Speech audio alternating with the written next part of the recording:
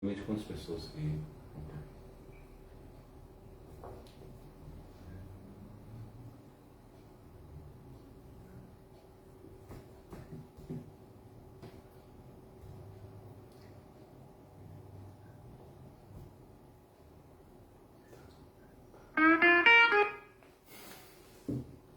Já vou.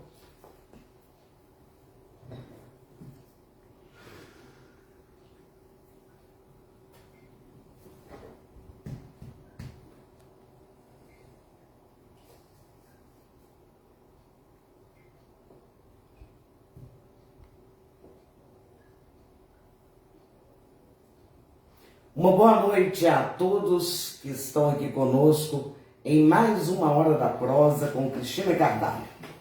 E nós queremos agradecer a Deus por mais um dia de vida e também agradecer a cada um de vocês que estão aí participando conosco. E o nosso convidado de hoje é o padre Jamilson Inácio da Silva. Jamilson, um grande amigo, eu o conheço desde criança. Ele é filho de um casal também muito amigo, o Sr. Jair e a Dona Maria. Padre Jamilson atualmente é reitor da Basílica de São José em Barbacena. Ele é formado em filosofia, teologia e farmácia. Padre Jamilson, seja muito bem-vindo literalmente na cozinha da minha casa. Boa noite. Boa noite, Carlinhos. Boa noite. E falando em farmácia, padre, vou aproveitar e já fazer aqui uma propaganda.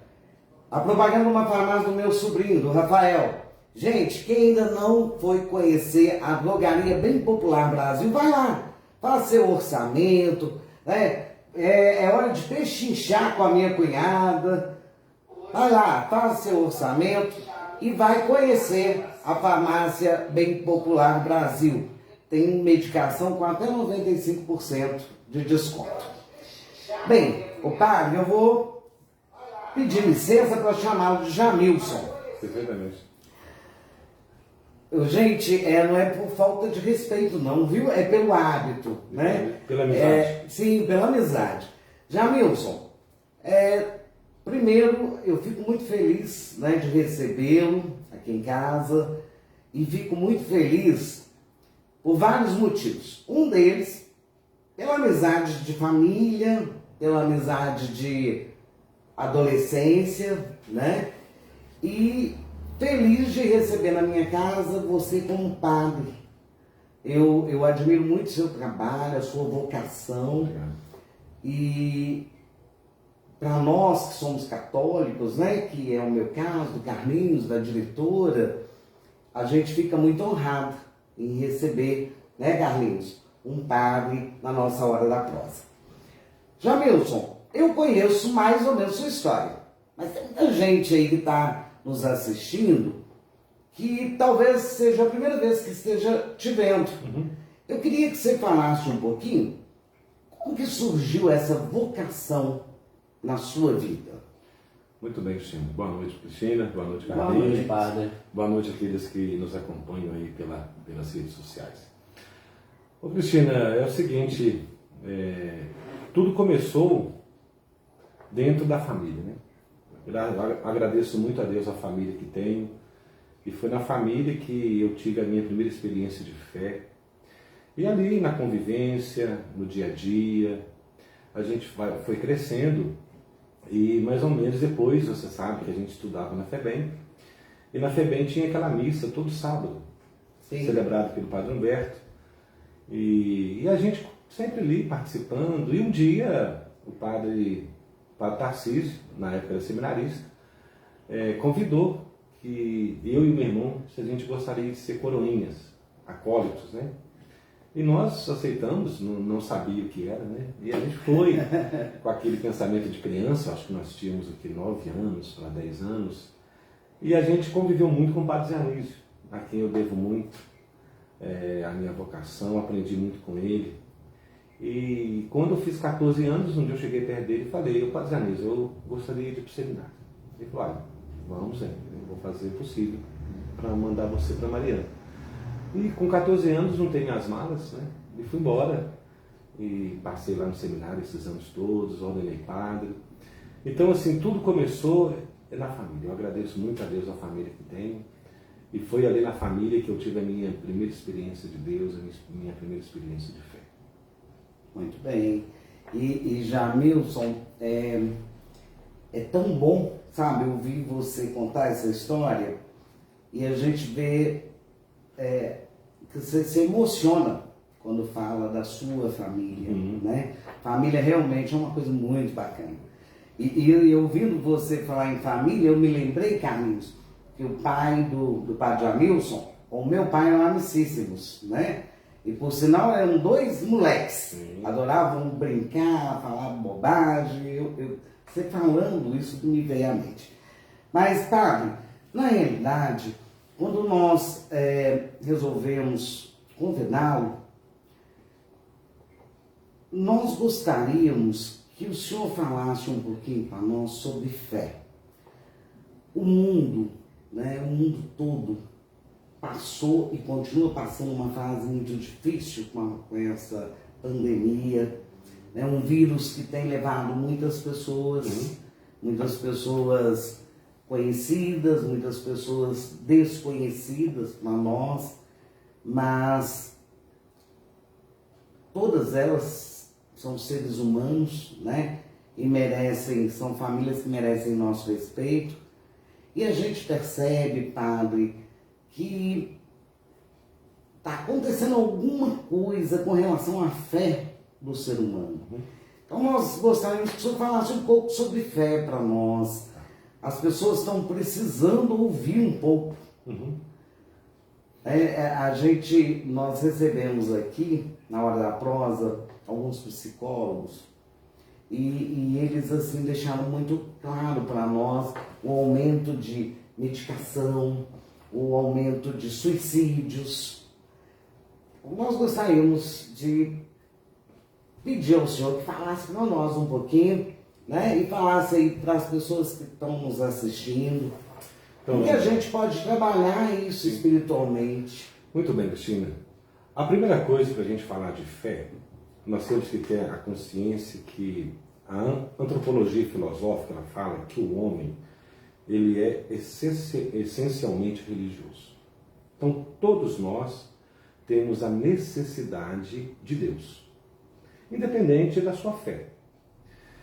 E nesse tempo de pandemia, esse sofrimento todo que o mundo está passando, a gente vive hoje num mundo mutante, uma mudança muito rápida de tudo e de todos. E veio essa pandemia que veio assim desestruturar muito as bases, inclusive a base da fé. Eu conheço pessoas que perderam a fé.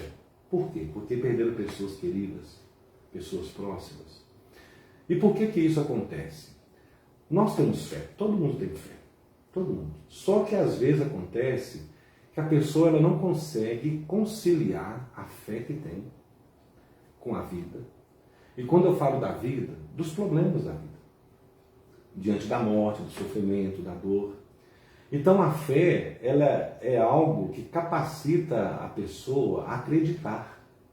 Acreditar em algo que está acima desse nosso mundo, dessa nossa realidade. Então se a pessoa falar, eu tenho fé em Deus. Tá. Que tipo de Deus? Cada um tem o seu Deus. O cristianismo, o budismo, o islamismo. Mas todo mundo precisa. Nós precisamos se agarrar a algo que está além da nossa realidade humana. Então a fé é isso. É você acreditar que existe, apesar de tudo que nós vivemos, algo onde você pode ir buscar força, refúgio, consolo. E isso durante a pandemia ficou muito claro. Se você percebe pessoas que perderam a fé, você percebe pessoas que reforçaram, renovaram muito a sua fé. Por quê? Porque chega num ponto em que você não tem aonde ir. Qual que é o seu refúgio? Deus. Eu vivi isso na pele, na experiência do dia a dia. Quantas pessoas que ligavam lá para a Basílica, padre, o meu parente está no CTI, está entubado, o senhor reza. Padre, o senhor podia ir lá fazer uma visita, dar uma bênção, mesmo fora do hospital, para o meu parente, para o meu esposo, para o meu filho ficar bom. Então a pandemia ela veio para ajudar a mostrar às pessoas a nossa fragilidade, que a vida é muito frágil. Com certeza. Entendeu? Veio mostrar para a gente que nós não somos nada. Não somos nada. Eu vivi uma experiência, morreu um padre amigo de Covid, e eu pude acompanhá-lo lá dentro do hospital e tudo. E eu fiquei pensando, a pessoa perde até a dignidade de ser enterrada, de ter um sepultamento, de ter um velório. E foi padre, pessoa rica, pessoa pobre, o preto, o branco, todos morreram na mesma condição. Então isso abala a fé. Abala. E ao mesmo tempo, se você já tem uma fé dentro do seu coração, o que acontece? Você consegue enfrentar isso. Eu vi pessoas sepultando o pai sem poder tocar, sem poder ver, e a pessoa dizia, padre, Deus é a minha força. Só em Deus que a gente consegue, porque nada consegue explicar o que a gente está vivendo. Então é isso, ter fé é você acreditar, é você perceber esse Deus que não abandona a gente. Deus está aí. Igual uma vez eu estava dando uma palestra, uma jovem virou e falou assim, padre, eu sou ateia. Eu falei, que bom. Eu falei, então é o seguinte, prova para mim que Deus não existe. Se você provar para mim que Deus não existe, eu vou tentar provar para você que Deus existe. Aí ela falou assim, padre, o senhor não tem como dialogar. Eu falei, não, a questão de fé é algo muito pessoal. Eu tenho a minha fé. Por quê? Porque eu tenho uma experiência de Deus. Você tem a sua fé. Você tem a sua experiência de Deus. O Carlinho tem a fé dele, a experiência dele. Então, para cada pessoa, a experiência de fé, ela é diferente. Porque isso junta tudo, junta a vida, os problemas da vida, as dificuldades da vida. Então você vai como se fosse assim, colecionando situações na vida que vão aumentar a sua fé ou vão abaixar a sua fé. Eu conheço pessoas que perderam a fé, e perderam mesmo. Que a pessoa ela não consegue ver essa presença de Deus no dia a dia da vida, nos acontecimentos da vida, né? Então a fé, Cristina, nada mais é você acreditar nesse Deus que se revela todo dia na nossa vida.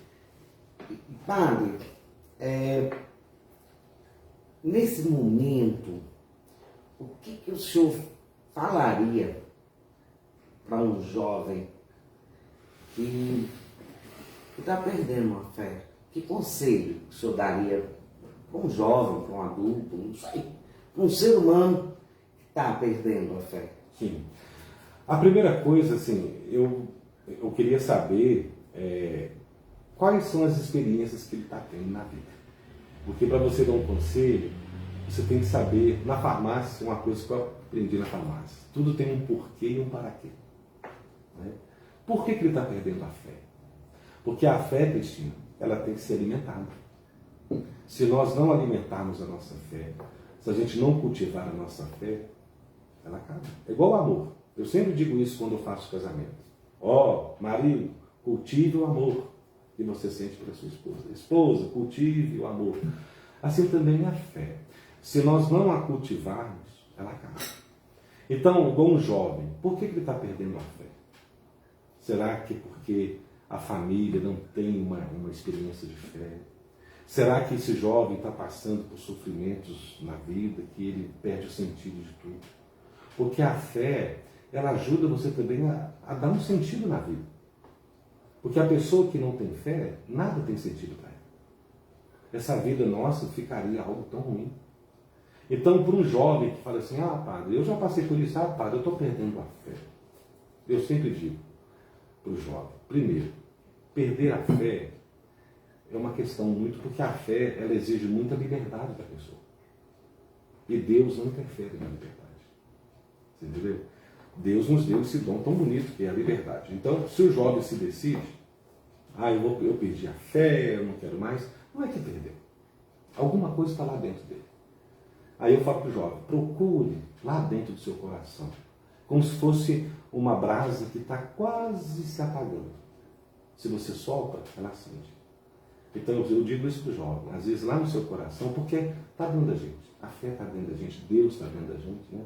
Igual Santo Agostinho dizia, que buscava Deus tão longe dele, que esqueceu que Deus estava dentro dele. Né? Então, às vezes, esse jovem está precisando perceber isso, que Deus não está longe dele, não. Deus está dentro dele.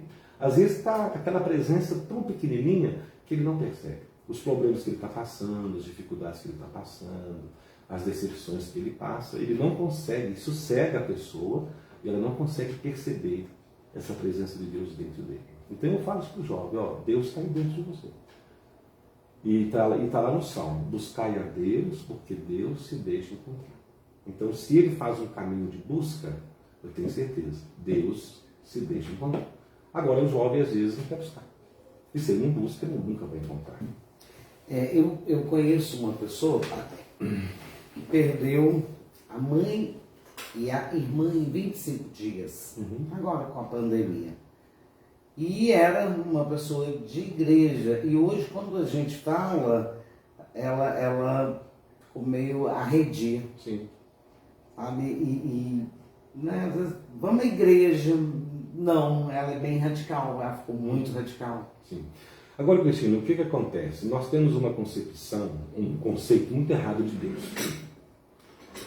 Às vezes acontece uma tragédia. Ah, Deus quis. Será que Deus quer uma tragédia, um sofrimento? Essa pandemia.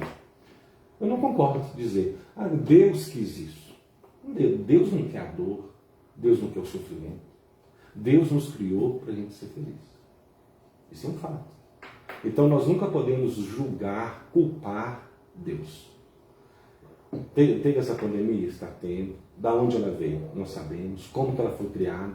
E assim como na história da humanidade, tantas outras pandemias aconteceram. Então Deus, ele não tem nada a ver com isso. Não tem nada a ver. É o próprio ser humano, justamente, né? Nós nunca podemos, porque senão Deus seria tão mau assim. E lá na palavra de Deus, lá na carta de São João, o conceito de Deus, Deus é amor. Se Deus é amor, sabe que Deus quer tanto sofrimento? Né? Então, assim, Cristina não acredita. Então, assim, eu acho que Deus para mim ele é muito bom. Sim. Muito bom. E uma coisa assim que a vida ensina pra gente, né? Isso eu tenho como regra de vida. Eu nunca pedi a Deus para Deus tirar o sofrimento da minha vida, mas que Deus me dê força para superar. Então, eu acho que diante dessa pandemia, claro, o pessoal reza para Deus tirar essa pandemia, acabar com isso. Claro, a gente tem que ter fé, tem que ter esperança, tem que acreditar. Mas também, a gente tem que ter força também para enfrentar isso. É igual uma doença que vem uma doença, às vezes na gente ou na família. Nunca pedi, ah, meu Deus, por que Deus quis isso? Nada, Deus não quer isso, gente.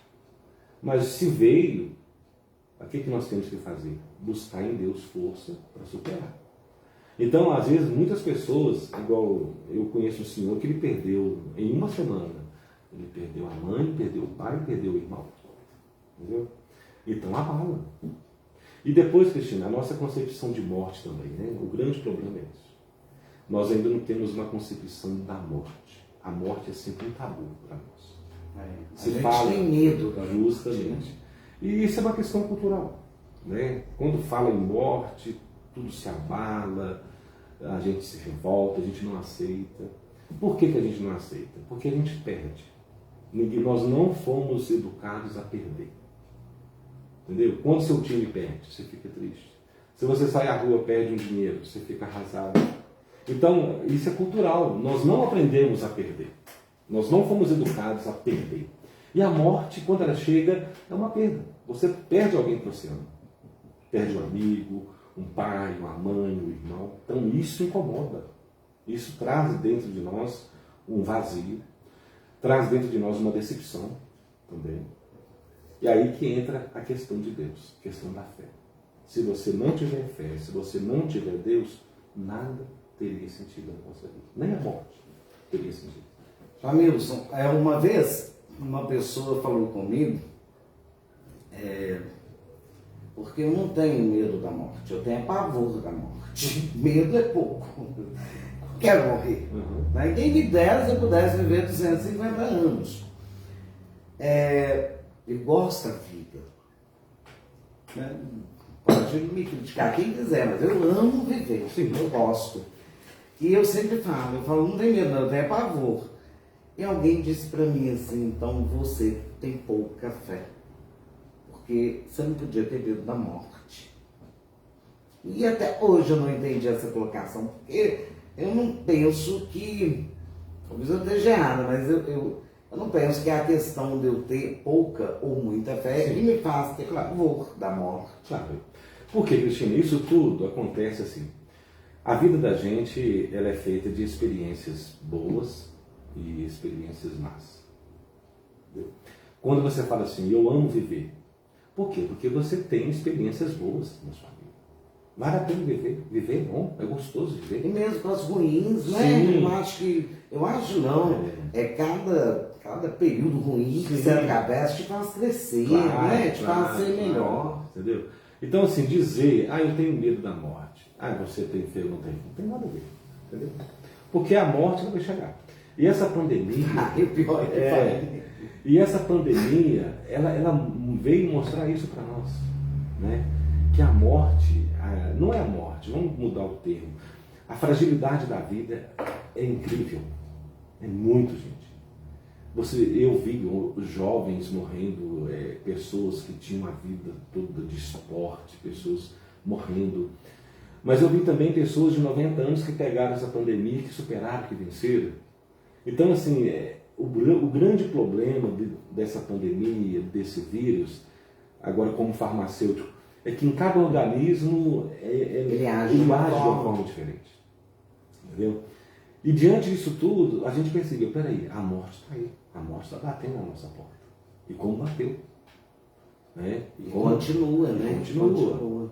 Então isso, assim, diante disso, se você não tiver uma experiência de Deus, se você não tiver uma fé amadurecida, uma fé bonita, uma fé assim, sincera mesmo, saber que a nossa vida não é nossa, que a nossa vida está nas mãos de Deus, a gente pira a cabeça. Por isso que os psicólogos disseram, aumentaram aí os atendimentos, a questão da ansiedade. Sim. Hoje nas farmácias a medicação mais vendida são os antidepressivos, os ansiolíticos. Por quê? Porque as pessoas estão buscando um refúgio. Elas não estão conseguindo enfrentar esse baque da pandemia, as pessoas não estão conseguindo ver a vida como ela é. Como aquele cara lá famoso, como o Nelson, um cara aí da televisão fala a vida como ela é. Né? A vida é assim. Veio a pandemia, estamos aí, temos que enfrentar. Agora enfrentar nessa dimensão da fé, a certeza de que Deus está aí com a gente, está dando força, que Deus não abandona, né? E assim tem que ser. Eu fico pensando, né, eu sou muito saudosista. E às vezes eu me pego lá no passado. E eu vejo hoje, era muito bom na minha época, essa questão de grupo de jovens, né? Não estou falando só da Igreja Católica, nas outras igrejas também a gente vê esses movimentos de jovens. A impressão que eu tenho que naquela época preenchia muito esse vazio da vida da gente, né? Que a gente tinha movimentos, eram encontros, eram palestras, era uma coisa mais animada, mais presente. Hoje eu sinto um certo vazio nas religiões com relação à juventude. Isso é coisa da minha cabeça, padre, ou isso acontece mesmo? Ô Cristina, você sabe que, né, tudo muda, né? E hoje, você sabe que os nossos jovens estão todos conectados, todos online. Na sua época, na minha época, na época do Carlinhos aqui, a gente não tinha nada disso. A gente nem imaginava um dia pegar um aparelho, justamente, um telefone, para qual que era a nossa diversão quando nós éramos adolescentes e jovens aqui em Antônio Carlos? Era ir à missa, dar uma volta na praça, e depois tinha aqueles clubes, né? Tinha um clube de baixo, clube de cima, clube do América, clube da estação, clube do Mato Velho, né? Então, pinga em mim. Então, assim, nós tínhamos outros recursos para a gente viver a nossa juventude, que foi muito sadia. Eu tenho muita saudade. Também. Daquelas escolas de samba, lembra? Que tinha um Império Colorido, né? Entendeu? Então, isso era gostoso, era algo, tinha aquele bloco do pijama, né? Tinha a escola do Lecinho. As próprias festas da igreja. Justamente. Então, assim, os tempos mudaram, né? Hoje a cabeça da nossa juventude é completamente diferente da nossa época. E por que hoje você percebe isso? Você percebe, eu também como padre percebo isso. Qual que é o grande desafio hoje da igreja? É levar Deus ao jovem. Por quê? Porque o jovem, ele tem outros caminhos. Então hoje, um dos fatos que eu acho que essa pandemia veio agregar e ajudar, a igreja teve que rever o seu jeito de evangelizar. E hoje, a internet. Sim. Entendeu? Então hoje, se a igreja quiser chegar ao jovem, se a igreja quiser chegar lá na casa, lá na intimidade da família, é a internet. E os jovens hoje estão todos conectados, estão online. E eles buscam, né? Eu já vi alguns jovens, até já me mostraram, que eles acompanham palestras pela internet, tem grupos entre eles. Então tem muito jovem aí de fé que está caminhando, que está buscando realmente uma espiritualidade bonita mesmo, uma experiência bonita de Deus. Então, na realidade, continua acontecendo, né? De uma forma A gente é que não vê. Justamente. Né? Seria isso. E bom. Quer ver um exemplo? Um dia desse lá na Basílica, eu achei interessante, tinha uma moça bem sentada à frente, e durante o tempo todo da missa era com celular. Isso não me incomodou. Talvez um padre mais velho iria chamar a atenção dela. Aí depois eu lembrei que hoje no celular você abaixa o aplicativo da missa. Sim, para acompanhar. Então, você tem ali as leituras, o Músicas. salmo, músicas, você tem a oração eucarística. Então está tudo ali, está tudo na mão do jovem. Então assim, mudou o jeito de chegar no jovem, o jeito do jovem viver a fé, mudou. A gente vivia a nossa fé indo para a missa, a gente vivia a nossa fé no grupo de jovens, entendeu? A gente vivia a fé aqui na Legião de Maria, nos Vicentinos, era o recurso que a gente tinha. Hoje mudou. Hoje você encontra grupos enormes que se reúnem online para fazer uma celebração, para fazer um grupo de oração, né? Então assim, o jovem, ele está buscando Deus, do jeito dele. A Cristina é que está atrasada. E o Papa Francisco, ele tem dito muito isso para o jovem, né? O jovem, ele busca Deus do jeito dele, né? Ser santo, de calça jeans, de tênis, né? Então assim, eu acho que essa mudança, esse novo jeito de ser, de evangelizar, que essa pandemia nos obrigou a entrar, tem feito muito bem. Muito bem. Engraçado, eu fico feliz em ouvir isso, porque uma das últimas conversas que eu tive, né, com algumas pessoas, eu fiquei preocupada, né, por não ver o que você está colocando agora para nós. E a gente fica feliz de saber que a juventude está ativa, né? Quer ver que tive um exemplo? Lá na Basílica, a catequese das crianças, durante toda essa pandemia, está sendo feita online. E as crianças acompanham. Todas elas têm celular, têm acesso à internet, têm a hora certinha, a catequista entra. Então vai ser, por enquanto, vai ser assim. Agora existe um grande problema. Agora já é uma visão minha. Futuramente, como trazer para a igreja? Porque hoje as pessoas... Porque, assim, infelizmente, nós somos acomodados. É um fato. Eu vou à missa. Então eu vou à missa, tenho que tomar banho, tenho que me arrumar, pôr a roupa de ver Deus, etc. Pegar o seu carro, tem que ir lá, achar estacionamento. Não, mas eu posso ter a missa aqui dentro da minha casa. Eu no meu quarto, ligo a internet, ligo a televisão e assisto a missa. Então é cômodo, é fácil. Agora, futuramente, acabando essa pandemia, que vai acabar, se Deus quiser, Com certeza. qual que vai ser o grande desafio da igreja? Trazer as pessoas de volta. Então, eu acho que isso vai ser um trabalho pastoral. O Papa Francisco fala muito da igreja em saída. Então, a gente vai ter que sair. A igreja, o padre, bispos, as pastorais, nós vamos ter que ir em busca daqueles que não se afastaram. Acompanhar a igreja, ajudar a igreja, mas se acomodar em casa. Então, acho que isso vai ser um grande desafio pastoral. E não é só na igreja, né? Sim. Porque, no geral, né? Supermercado, lanchonete, tudo hoje online. Sim. Você pede uma pizza que vai chegar na sua casa. Sim. E é difícil realmente voltar à vida normal, vamos falar assim, a vida normal é complicado. Mas, ao mesmo tempo, a gente fica feliz que as pessoas, de uma forma diferente, mas continuam caminhando, vivendo, né? Então, Cristina, eu acho que isso aí volta nesse tema que você propôs, a fé e a pandemia. Então, essa pandemia suscitou muito a fé das pessoas.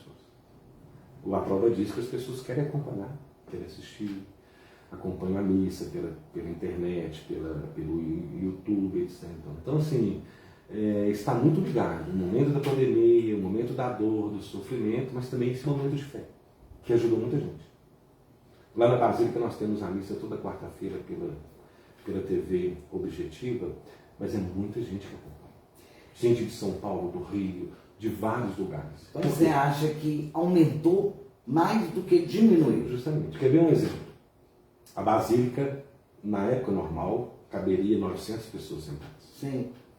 Aí você olha, quantas pessoas acompanharam a missa? 1.500, 2.000 pessoas.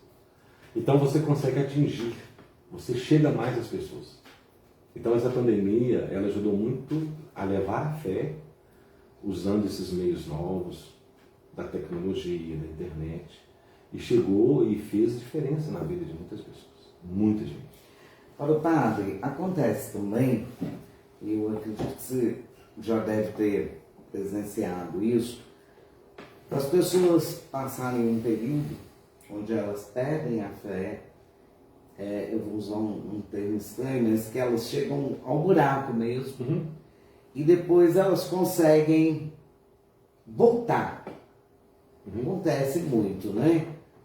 Da pessoa perder tudo mesmo. Não tem nem aquela brasinha mais. Então, Cristina, isso acontece e a gente atende pessoas assim com muita frequência. A pessoa chega e fala assim, padre, eu tinha muita fé, eu era uma pessoa de Deus, frequentava a igreja e tal, e de repente perdi o entusiasmo. Tá. Aí eu sempre pergunto à pessoa, o que você fez para você perder? Porque ninguém perde a fé todos. Não é que você deita, acordei, perdi minha fé. Não, ninguém perde nada todo. A questão da fé é o seguinte, se você, aquilo que eu disse, se você não alimenta sua fé, se você não busca, você perde. Então uma pessoa que perde a fé, ela é culpada. Por quê? Porque ela não procurou alimentar, cultivar a fé que ela recebeu. Por quê? A fé é transmitida. Você, Carlinhos, eu, Eli, qual foi a nossa primeira experiência de fé? Dentro de casa. Ela foi transmitida. Se você for pegar a fé e fazer uma árvore genealógica, o seu tataravô passou para o seu bisavô, o seu bisavô passou para o seu avô, que passou para o seu pai, e assim foi, chegou em você. Então, assim, a fé, ela foi transmitida. O que acontece quando a pessoa fala que perdeu a fé? Porque ela esquece, ela rompe esse momento. Entendeu? Dizer assim, não, eu não tenho fé. Então é a vida. Foram experiências negativas que ela foi adquirindo na vida, decepções.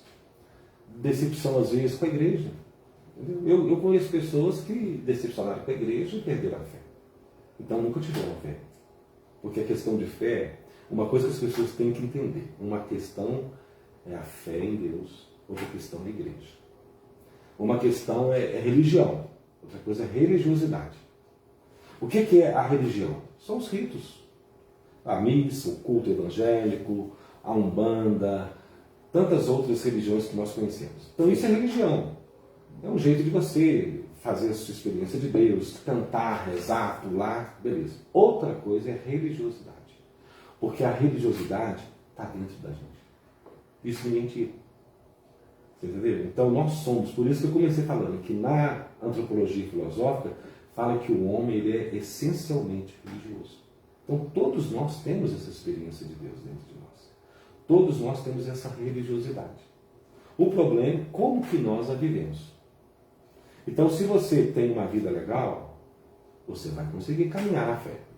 Agora, às vezes a pessoa ela mesma cria situações, ela cria momentos para que ela chegue lá no ponto, ela perdi a fé. Entendeu? Mas se você for ver, ela que causou isso. Porque ninguém perde à toa. Porque a fé foi colocada, foi plantada no coração das pessoas. Está dentro da gente. Entendeu? Dizer assim, que eu perdi a fé por causa disso. Desculpa. Mas existem outros fatores que levaram a pessoa a perder a fé. Assim, falar perder entre aspas, porque ninguém perde totalmente a fé. Porque na hora que a coisa aperta, é Deus. Justamente. Aí é Deus. Eu já vi várias pessoas, padre, eu tenho anos que eu não vou, tal, mas agora a situação é assim, a gente quer voltar, né? Então, assim, eu acho que isso é muito pessoal, depende muito da experiência de cada um, da vida de cada um, né? Agora, se a pessoa perde a fé, isso eu sempre digo, porque ela não cultivou a fé. E essa transmissão da fé talvez não foi tão bem feita como deveria ter sido. E tem gente também, que eu acho interessante, né? Tem gente que fala, eu vou à igreja porque lá é o padre e tal. Uhum. Não tem muito disso. Mas tem. Eu só participo da missa se for o padre fulano de tal que celebrar. Eu só vou na matriz. Uhum. A gente percebe que a pessoa não está indo ali por Deus, né? Ela venera às vezes o padre, não é? Eu vejo muito isso também. Eu penso assim, eu acho que a gente precisa de alguém para nos motivar. A gente tem que ter uma motivação. Isso, todo mundo, né? Eu lembro quando eu era criança, a minha motivação, né? Você olha para uma pessoa, quando eu era criança, o meu sonho era ser caminhoneiro, porque papai era caminhoneiro, né? E motivava, inclusive lá em casa todo mundo seguia o caminho, né? Sim. Os irmãos todos, né? Só você que Só eu que traía a turma lá. Mas, então, você precisa de uma motivação. Você tem que ser motivado. E a fé também é assim. Quando você diz, eu vou na igreja por causa do padre tal, eu vou tal. Por quê? Porque aquele padre motiva. Por um lado, isso é positivo. Por outro lado, entra nessa questão. Eu vou por causa do padre, eu vou por causa do pastor. Aí complica. Aí você já não está tendo mais uma experiência bonita de Deus. Porque independente do padre, independente do pastor, você vai lá para fazer um encontro íntimo, pessoal com Deus. Entendeu? É a mesma coisa com o templo, né? Porque eu conheço pessoas que só vão naquele templo, não muda. É igual aquela questão assim, eu vou em tal médico porque aquele médico é bom. Entendeu? Aí a pessoa fixa naquele médico. Assim também é a questão da igreja. Eu vou naquela igreja, eu vou naquele padre porque aquele padre é bom. Não é que o padre é bom. Porque às vezes o padre tem uma palavra diferente, tem um jeito diferente, né? Mas para Deus não tem nada a ver. Né? Eu acho que o importante é a pessoa ir pensando assim, eu vou para fazer um encontro com Deus, viver a minha fé, celebrar a minha fé, independente disso. Né? Então eu acho que isso às vezes até é falta de conhecimento, né? De amadurecimento na fé. Eu tenho alguns amigos, que eu acho muito interessante, que eles vão à igreja, mas só quando estão sozinhos. E ficam às vezes horas dentro da igreja. Eu acho muito interessante. Forma, né? Sim. Ele não precisa de ter ninguém para poder. É o que você disse, a pessoa não precisa de ninguém para se espelhar. Né? Ela vai por si só. Eu acho. E isso também, Cristina, assim, é aquela questão. O jeito de fazer uma experiência de Deus. Tem gente que consegue sentir, rezar no silêncio, sozinha, tranquila. É igual eu sempre gosto de dizer, São João Maria Vianney, ele era um homem muito, muito sábio, muito santo. E ele ficava horas sozinho diante do Santíssimo. Horas e horas. Aí um dia, toda a igreja tem aquelas mulheres curiosas. Aí um dia chegou uma pessoa perto dele, uma senhora lá, e perguntou, padre, o que o senhor fica fazendo aí? Ele falou assim, eu fico olhando para Jesus e Jesus fica olhando para mim. Então, assim, a experiência dele de Deus era aquele momento, ele sozinho ali, ele e Deus. E às vezes a gente precisa disso, porque na hora, se você vai numa missa, se você vai num culto, são muitas as distrações. Sim. É o canto, que é uma música bonita, uma música feia, é uma criança, é uma pessoa que está ali, é uma conversa, é um telefone que toca. É um padre que às vezes fala muito ou fala pouco. Justamente. Porque eu escuto às vezes a pessoa falar, vambora que esse padre está falando demais, não é? Então, talvez ali, mas tem gente que consegue fazer uma experiência de Deus assim, né? A pessoa consegue ali sentir, rezar. Então, assim, isso é algo muito assim, pessoal, né? É uma experiência única que a pessoa tem. É o jeito dela de se relacionar com Deus. Eu tenho uma experiência bonita, quando eu trabalhava numa certa paróquia, eu acordo muito cedo. Graças a Deus, eu tenho ainda o sono muito reduzido. Eu acordo muito cedo. E nessa paróquia que eu trabalhava, eu acordava cedinho. E ficava às vezes por ali, andando. E todo dia entrava um jovem na igreja. Todo dia. E um dia eu parei de conversar com ele, porque ele me assustou. Ele era nada, eu não tenho nada contra, gente. Mas ele era assim, todo tatuado, cheio de brinco, cabelão, aqueles caras assim, entendeu? Do estilão dele mesmo. E um dia eu parei para conversar com ele. Ele falou assim, padre, se eu não vier aqui, o meu dia não caminha. Então assim, eu acho bonito um jovem, algumas pessoas vendo aquele jovem, vai fazer uma interpretação às vezes, é doidão, malucão, né? Mas um rapaz de fé, uma experiência de Deus tão bonita que ele tinha, mas eu nunca vi ele na missa. Ele ia de manhãzinho, quando não tinha ninguém. Você entendeu? Eu conheço pessoas que são assim. Então, aí você dizer que essa pessoa não tem uma experiência profunda de Deus. Às vezes até muito maior do que aqueles que estão ali todos os dias. Às vezes até mais do que o próprio padre. Tá. Isso sim, Cristina, é muito bonito.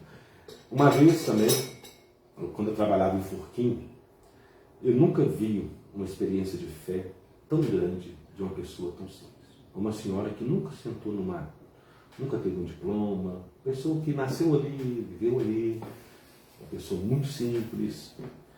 E aconteceu que numa festa lá em Forquim, teve um acidente e morreu os 2 filhos dela, no acidente.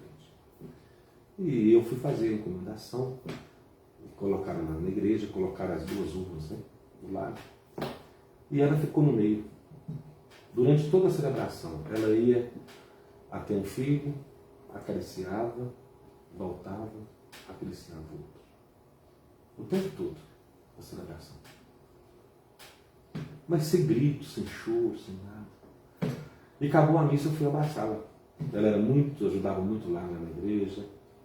Aí eu falei assim, Lourdinha, eu vim aqui te dar um abraço. Ela virou para mim e falou assim, padre, Deus está me dando tanta força. Deus é muito bom, padre. Se não fosse Deus, eu não aguentava isso não. Então só para dizer isso, que a nossa experiência de Deus, a nossa fé, a nossa espiritualidade, ela tem que ser vivida no dia a dia da vida. Entendeu? Nossa Senhora, ela viveu esse momento de vida. Ela fez uma experiência de Deus numa dor extrema. Nossa. Porque eu acho, que, né, eu sempre digo, não existe dor pior no mundo do que a mãe ver um filho morto. Isso é um fato. Porque é uma dor insuportável. Imagina a mãe ver 2. Então, assim, eu acho que Deus também, ele vai se revelando, se mostrando, no dia a dia da vida. No momento de alegria também. Né? Um exemplo, reuniu a família, todo mundo festejou, se alegrou. Aí, gente, sentir Deus também nesse momento. Sentir Deus também na dor, no sofrimento. Sentir Deus na angústia, né? Sentir Deus no dia a dia. Né? Ô, padre, só uma curiosidade. Eu vejo que, estou só ouvindo, né? A religião, o senhor tem razão. Que a pessoa perde a fé por descuido. Porque desde que a gente nasce, a família da gente leva a gente para a igreja, batiza, né? Você nem está sabendo que está sendo batizado, depois vai para o catecismo. Sim. E eu, quando menininho, que eu lembro até de você também lá na igreja, Coroinha. Eu tenho certeza que a minha família me ajudou muito a me colocar nesse caminho, sabe? a minha família sofreu um pouco, mas a gente seguiu um caminho. E eu até gosto muito de religião, gosto das igrejas fisicamente, espiritualmente. Padre, a família hoje é um pouco ausente no começo da espiritualidade, principalmente dos jovens, das crianças? Sim. Carlinho, a sua pergunta foi ótima, né? É o seguinte, o que eu percebo hoje? Primeiro, as pessoas estão casando, elas não estão preparadas para o casamento. Porque existe, eu sempre digo, existe o amor, existe a paixão, existe o dia a dia. Então hoje, o que eu percebo? Os jovens estão se conhecendo, namoram, e chega no momento, vão casar, beleza, e bom. Só que esses casais, eles não estão preparados para educar uma criança na fé. Não é que eles são culpados. Pode ver, o pai trabalha, a mãe trabalha, o refúgio é colocar as crianças numa creche, entendeu? Então a própria dinâmica da vida impede com que os pais sejam realmente uma presença na vida do jovem, na vida da criança. Entendeu? E o que acontece? Essa falha. Então existe uma falha no processo. O pai tem fé, a mãe tem fé. Eu não questiono isso. O problema todo é que eles não têm tempo de transmitir a fé. Eles não têm tempo. Eu vejo muito isso em cidade grande. Final de semana vão para o sítio. Entendeu? A pessoa trabalha a semana inteira.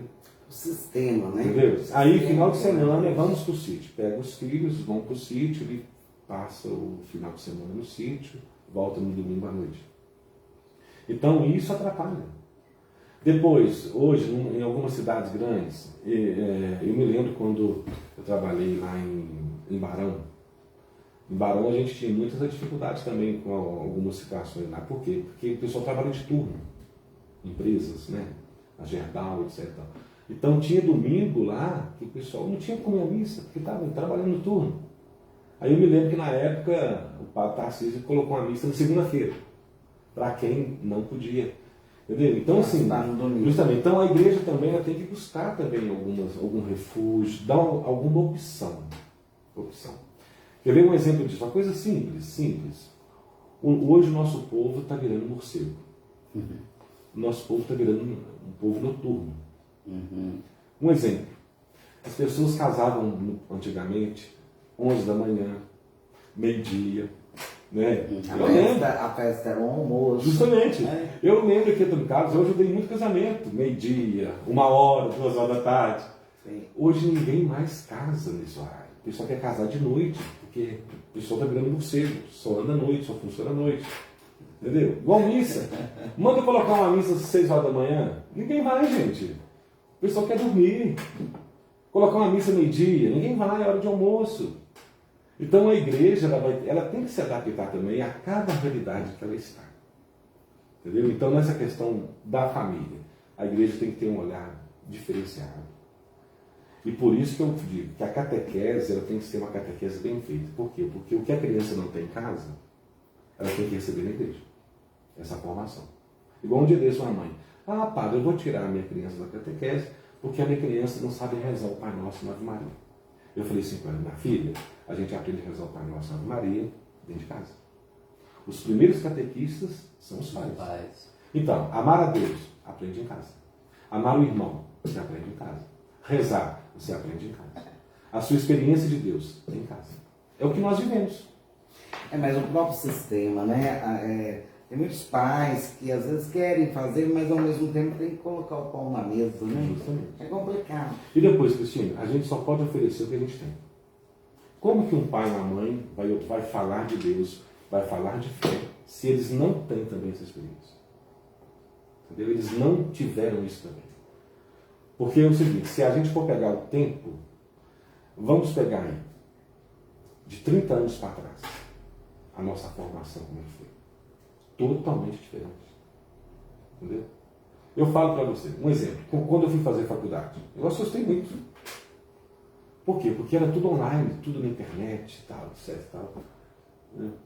Na nossa época, quando eu estudei filosofia, quando eu estudei teologia, você tinha que pegar livros, você tinha que ler, fazer rascunho, resumo. Mudou. Lápis, borracha, Justamente, nem vê isso, né? entendeu? Mudou.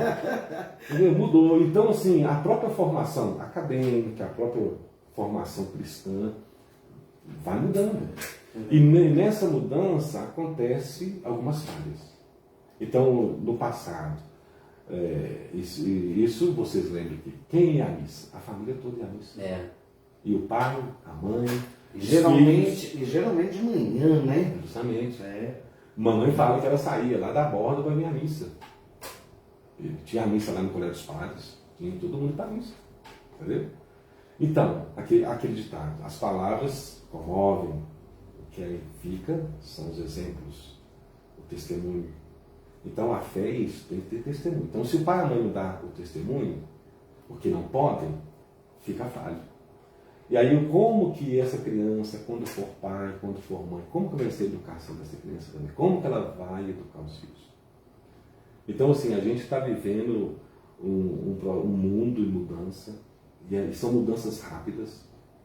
A prova disso é o seguinte, olha como que a mudança está rápida. Eu me lembro, vou contar a historinha aqui, eu me lembro que aqui em Antônio Carlos e tal, você queria uma calça. Você ia lá no costureiro ou na costureira, ela tirava as medidas, né? Minha mãe era Ia em Barbacena, comprava o pano. Essa calça demorava uns 15 dias para ficar pronta. Aí tinha a linha, a cor da linha. Justamente. O botão, o feixe. Tal, beleza. A prova. A prova. Aí tinha que tirar lá na bainha, ela ficou apertada, beleza. Era assim. Então você mandava fazer uma calça hoje para ela ficar pronta daqui 15 dias. E não era só uma calça, porque tinha outras pessoas também. Mandou fazer um vestido, mandou fazer uma blusa, uma camisa e tal. Hoje, Cristina, você e Carlinhos, vocês querem uma calça? Eu vou ali na loja e comprar a calça. Já tá pronta. Você nem vai mais na loja, né? Aí, ó, é por aqui que você compra e chega amanhã. Então nós vivemos num mundo de mudança rápida, tudo muda rapidamente. Entendeu? E depois com isso nós entramos na onda. Nós também não temos mais paciência para esperar. Vai no banco. Fica no banco ali para você ver. O pessoal fala, xinga, briga, porque ninguém aprendeu a esperar. É tudo rápido. E essa rapidez, a minha concepção é essa. Alguma coisa fica falha. Aí entra o que o Karen falou, a educação, está tudo rápido, tudo rápido, tudo rápido. O que eu vejo de muito triste, que nosso horário está acabando, né, Carlinhos? O papo está tão bom. A prosa hoje está boa. Chama outra vez que eu volto. Com certeza. Mas, padre, o que eu vejo de muito triste nisso tudo, nessa velocidade, é que a gente perde muita coisa boa. Sim. Né? E quando a gente assusta, já passou. Não dá tempo de voltar. Né? E isso me preocupa muito. Hoje, sinceramente, eu vou dormir muito mais feliz. Porque quando eu ouço o senhor como padre falar que a juventude, as famílias continuam participando e a gente é que não está vendo, isso dá um certo alento, né? Alento mesmo, porque que bom, né? Que a gente estava pensando de forma errada. Eu fico muito feliz porque eu tenho comigo que a gente não consegue ser nada na vida sem a presença de Deus, né? E eu falo isso porque eu já presenciei, já vivi muito isso. E tenho certeza que vou viver muito, né? Muita experiência ainda. E olha, vocês que estão aí participando conosco nessa noite, acredito eu que vocês aprenderam tanto quanto eu e Carlinhos. Vamos continuar acreditando nesse Deus que é amor, né? Deus é realmente Pai. Eu costumo falar, Padre Jamilson, um dia alguém falou que eu criava um Deus para mim, eu respondi, crio mesmo. Foi a minha resposta. Porque o Deus que eu acredito, Ele é Pai, Ele me ama, Ele não me acusa, Ele me dá oportunidades. Né? Esse é o Deus que eu, Cristina, acredito. Né? Ele me deixa livre, é o que o Senhor disse. Sim. E eu que devo optar pelo errado, pelo certo. Está lá na palavra de Deus. Deus ele coloca na sua vida dois caminhos. O caminho do bem e o caminho do mal. Né? Aí você escolhe. É igual aquela história, né? A Alice no País das Maravilhas. A história do gato, você sabe? O gato estava lá, ela estava perdida no meio do mato. Sim. Aí, de repente, aparece o gato. E ela pergunta assim, para onde essa estrada vai? Aí o que o gato fala para ela? Depende, para onde você quer ir? Né? Então, a nossa vida, existe um grande filósofo chamado Jean-Paul Sartre, que ele fala que a nossa vida é feita de escolhas. Ou você faz escolhas boas, ou você faz escolhas más. Então, aí Deus não entra. Aí é a liberdade. Entendeu? Ah, padre, aconteceu um acidente assim, a pessoa estava a 120 por hora. Deus quis. Não. Deus nunca vai interferir no pé da pessoa para puxar o pé da pessoa para ele parar de acelerar. É a liberdade dele. Yeah. Porque se Deus interferisse na nossa liberdade, nós seríamos robôs. Então Deus está lá no livro do Gênesis. Adão, não coma desse fruto. Eva, não coma desse fruto. Tá? Não come não, mas comer. Fazer o quê? Fazer o quê? É a liberdade. Então, assim, a gente saber usar bem esse grande dom que Deus nos deu, que se chama liberdade. E se você usa a sua liberdade bem, consequentemente, você vai viver uma experiência de Deus, você vai fazer uma experiência de fé muito grande. Padre Jamilson, que pena, né, diretora? Mas ela já está me olhando ali, ó. Passou depressa. A prosa aqui ela é boa e interessante, padre. E de vez em quando algumas pessoas mandam aí para nós assim, já está acabando, né? Ainda eu acho interessante porque elas também não percebem que passa, elas não percebem o tempo, né? Estão acompanhando e não percebem. E falando nisso, eu queria, antes do Padre Jamilson se despedir, eu queria pedir a cada um de vocês que fossem lá no canal, no nosso canal no YouTube, Hora da Prosa com Cristina Carvalho. Vai lá, dá um like, curte, um comentário, nos ajude a propagar o canal Hora da Prosa. Tá indo bem, não tá, diretora? Tá caminhando, né? E olha, padre, nós gostaríamos de agradecê-lo. Mais uma vez eu repito, fico muito feliz com a sua presença. Eu que agradeço. E eu espero que você possa retornar na Hora da Prosa. Nós estamos iniciando, né, Carlinhos? Pretendemos fazer algo um pouco melhor do que já está acontecendo. E nós queremos muito que você volte e participe conosco. Parabéns também pelo seu trabalho lá na Basílica. A gente ouve muito, eu às vezes, agora na pandemia não, mas eu às vezes participava da celebração e a gente percebe o quanto o povo de Barbacena gosta do senhor. Sabemos também o quanto que nós, Antônio Carlense, gostamos do senhor. Especial. Né? Parabéns pelo seu trabalho, muito obrigada e fique à vontade para despedir do pessoal que está nos assistindo. Beleza. Então, Cristina, eu que agradeço o convite, me senti muito honrado, feliz de poder fazer parte desse momento, né, aqui que você está proporcionando, o carinho. Agradeço a amizade, o carinho, né, é tão bom a gente poder compartilhar um pouquinho. Você sabe que a gente não sabe nada, né, mas compartilhar um pouquinho da nossa experiência de vida, de fé, eu fiquei muito honrado. Agradeço aqueles que nos acompanharam aí pelas redes sociais, pelo canal, né? E agradecer mesmo. A minha palavra é gratidão a Deus por esse momento, por tudo que Deus tem feito aí na vida de todos nós, né? E quando você me chamou, quando você me ligou, eu falei assim, é impossível recusar um convite da Cristina, né? Porque você sabe, Cristina, que não só eu, Padre Jamilson, mas a nossa família, temos muito carinho por você, muito respeito por você, por toda a sua família, né? Seu pai foi meu professor, Soldaí de Carvalho, né? Era bravo demais, né?